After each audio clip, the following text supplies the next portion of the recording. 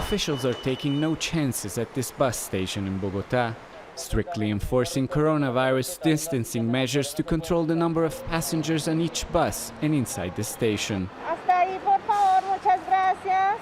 As more than 2 million people in this sprawling city go back to work for the first time in 50 days.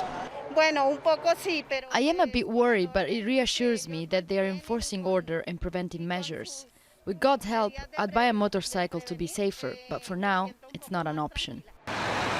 Officially, the national quarantine continues here until May 25th.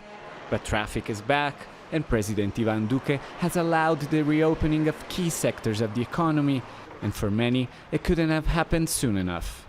Buenos días. At this construction site, workers are back, but have to go through temperature checks and painstaking disinfection process for themselves and their equipment. Cumpliendo todos los protocolos que nos exigió la alcaldía. We complied with all the requirements and protocols of the city government, and fortunately we were allowed to restart. This is a very important sector of the economy. It employs many people. It was key to be able to reopen and in a safe manner. Yet despite the protocols, the return of economic activity remains controversial. The mayor of Bogotá in particular has been a staunch critic of the national government decision to reopen, saying that the number of coronavirus cases keeps rising on a daily basis and that the peak of infections will only arrive at some point in late June. With the measures relaxed, more unauthorized people are crowding the streets, especially informal vendors and others who live hand to mouth. To lessen the impact, the mayor has imposed a color-coded zoning system.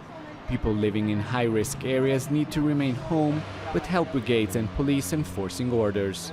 I think obviously the government is in a tough dilemma because we all knew that they faced the risk of opening too soon, and that could create a second wave of contagion. But if they didn't, that would even create more problems on the economy. But at the same time, it's unclear if the government has increased its capabilities on testing, the ICU capabilities throughout the country, and contact tracing. A risky but some say necessary move in a country with many economic needs. Although with infections still rising and the number of available intensive care units shrinking, it could end up being too much too soon. Alessandro Ampietti, Al Jazeera, Bogotá.